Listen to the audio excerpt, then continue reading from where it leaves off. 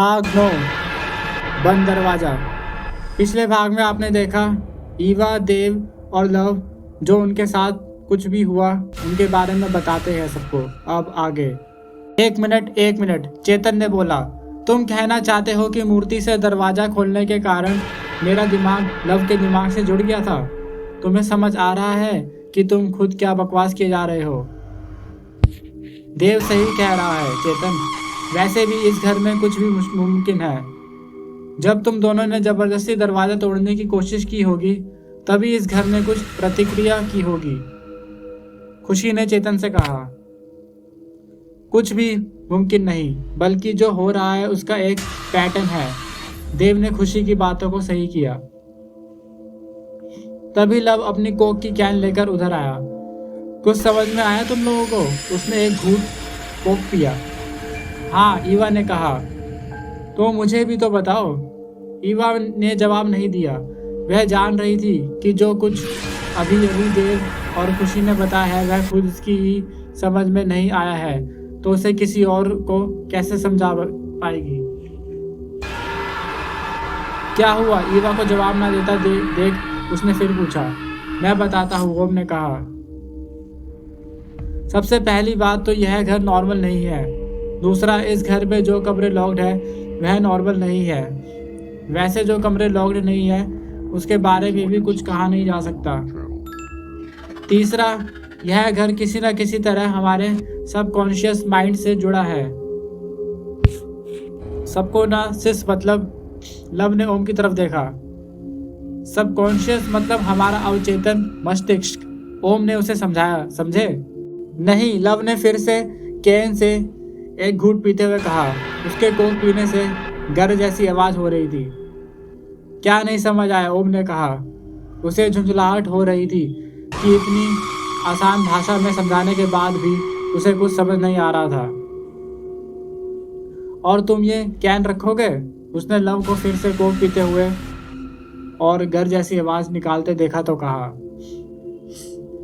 मुझे लव ने आखिरकार कैन को टेबल पर रखा और कहा, तुम्हारी बताई हुई तीसरी बात नहीं समझ आई। यह अवचेतन क्या होता है? क्या इसका चेतन से कुछ लेना देना है? लव ने चेतन को देखते हुए कहा। उसकी बातें सुनकर चेतन ने उसे घूरा। लव की बातें सुनकर ईवा भी हंसने लगी। अवचेतन मस्तिष्क हमारे दिमाग का हिस्सा होता है। आखिरकार खुशी ने लव को समझाना शुरू किया। बस यह समझो कि हमारी आदतें या हमारी ऐसी यादें जो हमें बहुत पसंद होती है या जो बहुत अधिक नापसंद होती है वो उनमें इकट्ठी हो जाती है। Over extreme memories. समझ गया। इससे पहले कि कोई कुछ बोलता लव खुद ही बोल उठा। थोड़ी देर बाद चेतन अपना सिर पकड़ते हुए बोला, ये तो बताओ हम यहाँ से निकले कैसे? मेरा सिर इन सब बातों को सुनकर फट रहा है। हम यहाँ बैठे नहीं रह सकते, खुशी ने कहा। फिर ईवा ने खुशी से पूछा। फिर क्या? खुशी ने ईवा को देखते हुए कहा। अरे तुम ही ने तो कहा कि हम यहाँ बैठे नहीं रह सकते, तो तुम बताओ फिर हम क्या करें? ईवा ने कहा।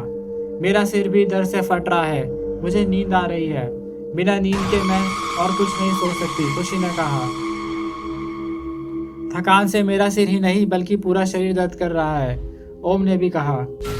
तुम लोग सही कह रहे हो, हम लोग यूं ही इधर उधर भटकते और सोचते हुए नहीं रह सकते।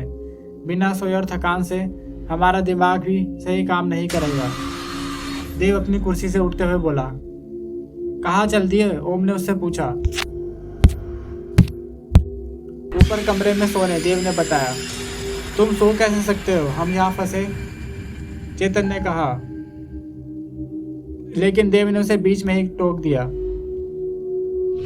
अगर कोई नया तरीका समझ में आ जाए तो मुझे जगा देना, देव ने लापरवाही से कहा।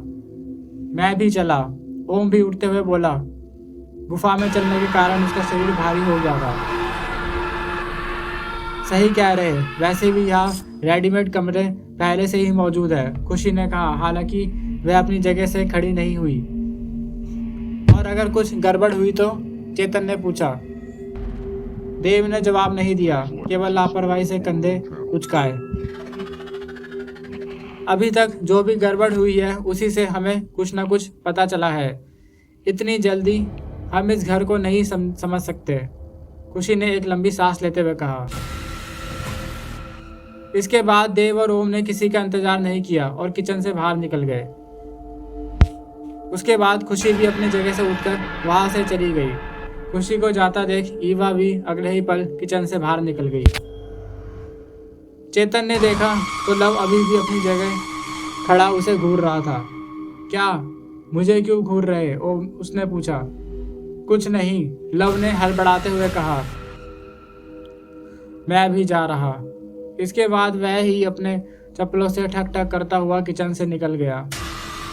उसके कुछ देर बाद चेतन भी अपनी जगह से उठकर बाहर निकल गया क्योंकि वह अकेले उस जगह नहीं रहना चाहता था। सब सीढ़ियों से होते हुए ऊपर पहुंचे। 6 कमरे, ना कम ना ज़्यादा। ईवा ने पहले फ्लोर पर मौजूद कमरों को गिना। यह कोई संयोग नहीं हो सकता, ओम ने कहा। यार प्लीज़ अभी सिर्फ इस घर के बारे में मत बताओ, मैं अपने कमरे में जा रहा, देव ने कहा। सब गलियारे के शुरुआत में खड़े थे। वह गलियारा जो फर्स्ट फ्लोर पर था और उसके दोनों तरफ नीचे जाने के लिए सीढ़ियाँ थी। हालांकि सीढ़ियाँ ऊपर जाने के लिए भी थी, लेकिन किसी में हिम्मत नहीं थी कि अकेले ऊपर जाए। लेकिन मुझे याद नहीं आ रहा कि मेरा कमरा कौन सा था, देव थोड़ी देर बाद बोला। मुझे भी नहीं याद। जब होश आया तो यह सोचने का समय नहीं था, चेतन ने कहा। क्या किसी को याद है कि उसका कमरा कौन सा था? इससे क्या फर्क पड़ता है, सब लोग एक एक कमरे ले लेते हैं, आसान। ओम ने लापरवाही से कंधे झटकते हुए कहा। वह थका हुआ था, उसकी पलकें भारी हो रही थी। वह इन सब फालतू बकवास में बिल्कुल भी नहीं पड़ना चाहता था। मुझे याद है सीढ़ियों के बगल वाला कमरा मेरा था, खुशी ने कहा। ओके देन सब लोग बाकी एक एक कमरे ले लेते हैं, देव ने कहा। मैं इसके आगे वाला कमरा लूंगी, ईवा ने झट से कहा। परंतु यदि इसमें भी कुछ समस्या हुई तो, लव ने कहा। उसकी बात कर आगे बढ़ रहा देव ठिठक कर पीछे मुड़ा। कैसी समस्या? देव ने पूछा। यही कि यदि हम इन कमरों में गए और पुनः किसी अन्य स्थान पर पहुंच गए, लव ने कहा। हाँ ये कह तो सही रहा है, ईवा ने अपना सिर हिलाते हुए लव की तरफ देखा।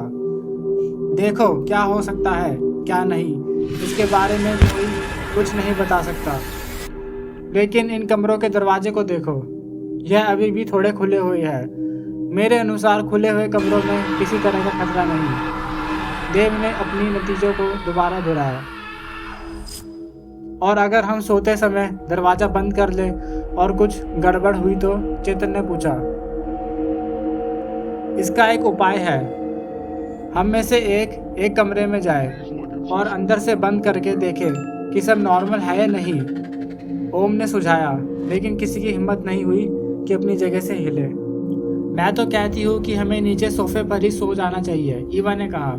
खुशी ने उसे घूरा और कहा, मैं जाती हूँ, उसने कहा और पहले कमरे में चली गई। उसने अपने पीछे दरवाजा बंद कर लिया। ओह गॉड, कहीं ये लॉक तो नहीं हो गई इस कमरे में? दरवाजा बंद होते ही ईवा ने कहा। चुप रहो प्लीज, अभी जस्ट तो वो अंदर गई है, बाहर आती ही होगी, देव ने कहा। उसकी बात खत्म होते होते खुशी ने दरवाजा खोला।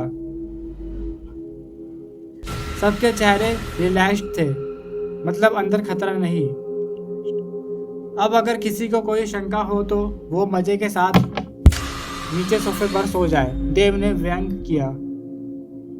अब मैं जा रही सोने, खुशी ने कहा और वापस उसी पहले कमरे में चली गई। ईवा भी तुरंत ही अगले कमरे में चली गई। वे चारों भी आगे बढ़ गए। तीसरा कमरा आते ही लव उसमें चला गया। यह कक्ष में ले लेता हूँ। उसके अगले कमरे को ओम ने ले लिया। देव और चेतन बचे हुए 2 कमरों की ओर बढ़ गए। देव 5वें कमरे में जाने लगा और चेतन आखिरी और 6ठे कमरे की तरफ बढ़ गया, जो उस पंक्ति के आखिरी में था और जिसके आगे सीढ़ियां थी। देव अभी अपने कमरे में जा ही रहा था कि उसे चेतन की आवाज सुनाई दी। देव ने देखा तो अपने कमरे की तरफ जाते जाते चेतन उसकी ओर मुड़ गया। उसे समझ नहीं आया कि चेतन क्या कहना चाहता है। क्या? उसने पूछा। दरअसल मैं कहना चाह रहा था कि चेतन ने कहा, लेकिन कहते कहते बीच में ही रुक गया। हाँ बोलो। यही कहना चाहता था कि मेरी बातों का बुरा मत मानना, मतलब, चेतन ने कहा। अरे कोई बात नहीं, देव ने मुस्कुराते हुए कहा। मैंने बिल्कुल बुरा नहीं माना। It's okay. चेतन ने धीरे से अपना सिर हिलाया और वापस अपने कमरे में चला गया। देव ने भी एक गहरी सांस ली और कमरे में चला गया। बिना नींद के दिमाग सही ढंग से काम नहीं करेगा, उसने मन ही मन दोहराया। खुशी ने दरवाजा अंदर से बंद कर दिया। वह उस कमरे को देख रही थी जहाँ कुछ घंटे पहले उसे होश आया था। उसे कुछ नहीं याद था कि वह वहाँ कैसे आई और ना ही उसे पता था कि वह वहाँ यहाँ से कैसे निकलेगी। कमरा बहुत बड़ा था और उस कमरों के बीचों बीच एक डबल बेड था। उसने कमरे के चारों तरफ देखा। मेज, अलमारी जिसके दरवाजों पर शीशे लगे थे और एक छोटा सा दरवाजा।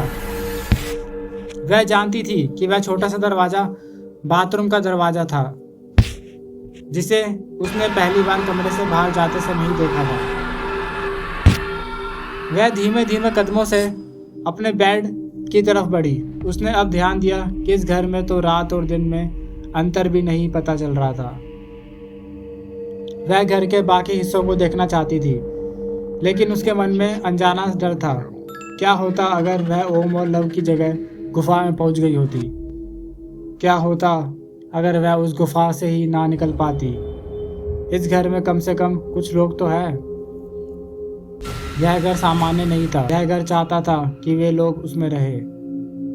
उसने अपना सिर झटका, जैसे उस ख्याल को अपने दिमाग से निकालना चाहती है। उसने अपनी सैंडल निकाली और बिस्तर पर लेट गई। सोए बिना इन ख्यालों को दिमाग से निकालना मुश्किल है, उसने सोचा।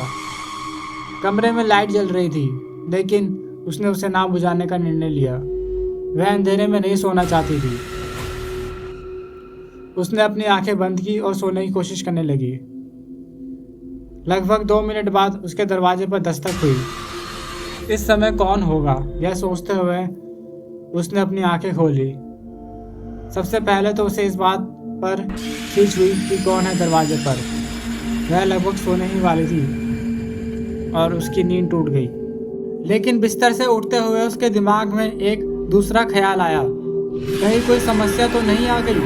जरूर यही होगा, वरना कोई इस समय दरवाजे पर क्यों होता? दरवाजे तक पहुंचते पहुंचते उसके दिमाग में तीसरा ख्याल भी आ गया।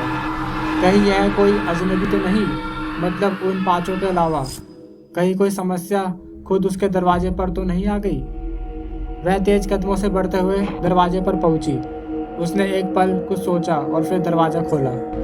ईवा को अपने कमरे में नींद नहीं आ रही थी। नींद आती भी कैसे, जब वो जानती थी वह एक ऐसे घर में है जो बिल्कुल भी सामान्य नहीं था। उसने बेड पर जाने से पहले एक बार फिर से दरवाजा खोलकर देखा कि वह खुल रहा था या नहीं। पूरी तरह संतुष्ट होने के बाद ही वह बिस्तर पर गई, लेकिन नींद उसकी आंखों से कोसों दूर थी। वह थकी हुई थी, लेकिन रह रह के अजीबोगरीब ख्याल उसके दिमाग में आ रहे थे। कमरे में मौजूद हर चीज उसे घूरती हुई लग रही थी। आखिर में हार मानकर वह अपने कमरे से बाहर निकली और गलियारे में पहुंची। कुछ पल सोचने के बाद उसने खुशी का दरवाजा खटखटाया। अलसाई हुई खुशी ने दरवाजा खोला। उसके चेहरे पर गुस्सा था, लेकिन उसने अपने गुस्से को नजरअंदाज करते हुए खुशी से पूछा, क्या हुआ, सब ठीक तो है ना? उसने गलियारे में देखा, कोई नहीं था। फिर उसने ईवा के चेहरे को देखा। उसके चेहरे के भाव देखकर वह समझ गई कि कोई परेशानी की बात नहीं थी। क्या हुआ, कुछ बोलो भी। ईवा को कुछ ना बोलते हुए पाकर उसने दोबारा कहा, तुम सो गई थी क्या? ईवा ने पूछा। नहीं, दरअसल मुझे भी नींद नहीं आ रही थी। हाँ, नींद मुझे भी नहीं आ रही थी। खुशी इस समय बात नहीं करना चाह रही थी, पर उसे समझ नहीं आ रहा था कि ईवा से क्या कहे। नई जगह के कारण ऐसा होता है। बात नए घर की नहीं, बात यह है कि कमरे में मुझे बड़ा अजीब लग रहा है। ईवा ने संकोच भरे स्वर में कहा।